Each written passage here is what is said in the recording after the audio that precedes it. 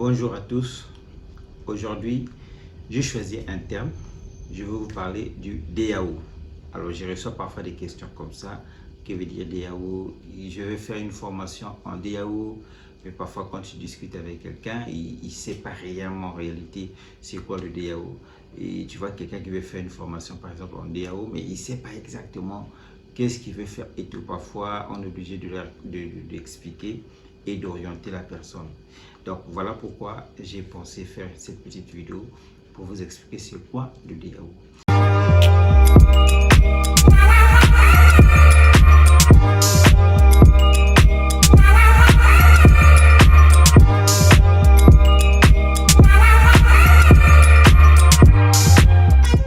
Donc de façon très bref, je vous explique. Le DAO c'est quoi? DAO signifie tout simplement dessin assisté par ordinateur. Alors, c'est une discipline qui vous permet tout simplement de réaliser le dessin technique via un outil informatique. D'accord? Via un logiciel informatique.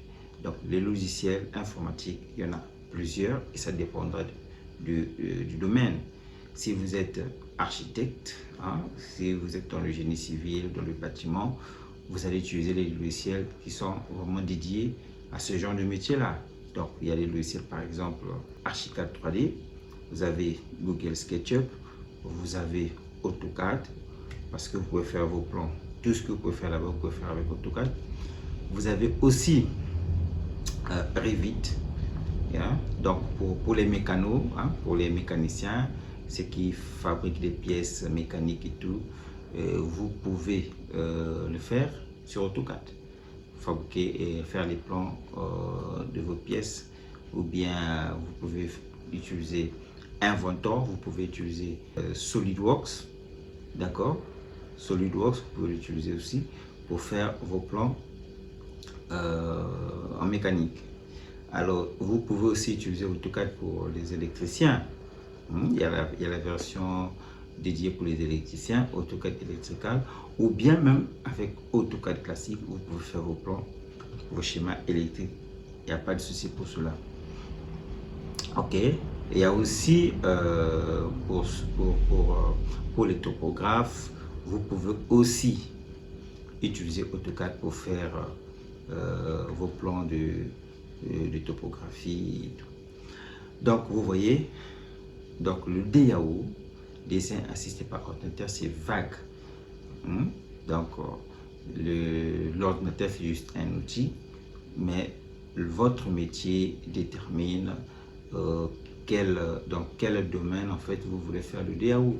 D'accord? Si vous êtes dessinateur en construction métallique, c'est-à-dire en structure métallique industrielle et en tuyauterie industrielle, vous allez utiliser AutoCAD pour faire vos plans en structure et en tuyauterie industrielle. D'accord? Il y a d'autres logiciels aussi que vous pouvez utiliser. Vous pouvez utiliser aussi Inventor pour faire vos plans de structure de tuyauterie. Vous pouvez utiliser AutoCAD version plein 3D pour vos projets de tuyauterie. Vous pouvez utiliser Advanced Steel pour vos projets en structure, en construction métallique, en structure industrielle, en structure métallique industrielle. Vous pouvez utiliser aussi Inventor. Donc, il y a plein de logiciels que vous pouvez utiliser pour réaliser vos plans, pour réaliser vos études en construction métallique ou en génie civil, en architecture, en électricité, en mécanique. Donc, bref. Alors, l'avantage de ce métier, c'est dans la gestion documentaire. Donc, il y a la facilité de gérer les dossiers et il y a aussi cette facilité d'apporter les modifications sur les documents, si jamais des modifications. Donc, vous avez la facilité dans l'édition des documents. Ok, il n'y a pas seulement ça, il y a aussi la gestion des données, transfert de données. En tout cas, il y a la facilité de gérer le projet, parce que vous avez tout en support informatique. Alors, qui peut faire le DAO? Ça, c'est une question que j'en ai reçu plus d'une fois. Qui peut faire le DAO? Non, moi, je vais faire le DAO. Et quel niveau d'études exiger et tout? Bon, ce qui est vrai, c'est un métier quand même qui demande un peu de l'imagination.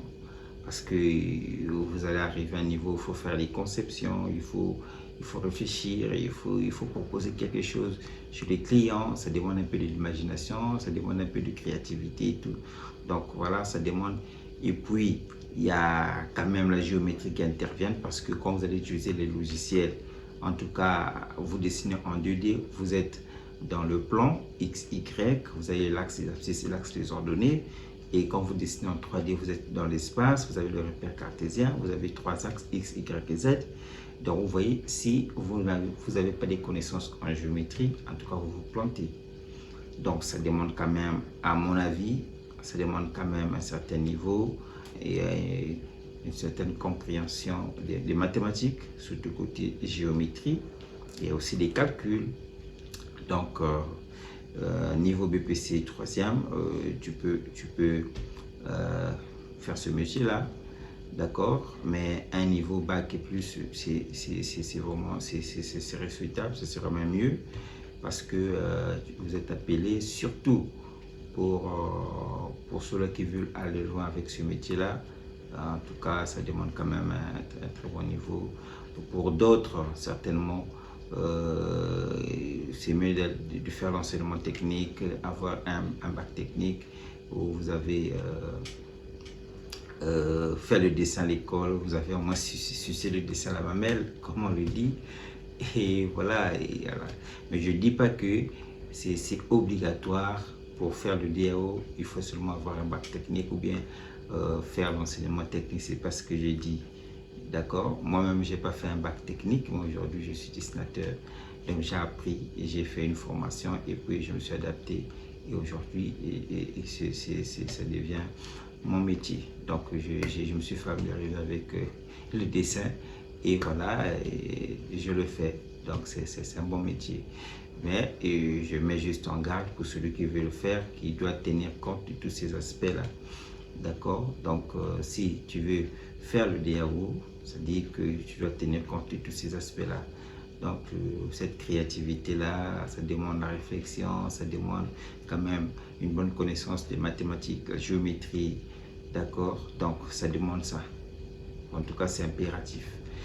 Donc voilà, de façon très condensée, de façon résumée, et j'ai pas voulu trop compliquer les choses.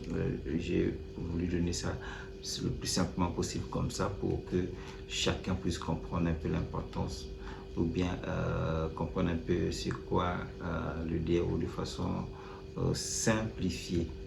Donc merci beaucoup, à nous revoir à la prochaine, donc dans un nouveau tutoriel, et là où on va voir autre chose. Je pense que ce vidéo vous fera énormément de plaisir. Il n'y a pas grand chose, mais ça pourra aider et éclairer quelqu'un. Donc n'oubliez pas de vous abonner, n'oubliez pas de liker et pour ne pas rater quelque chose de bon aux jours à venir. Merci beaucoup, bye bye.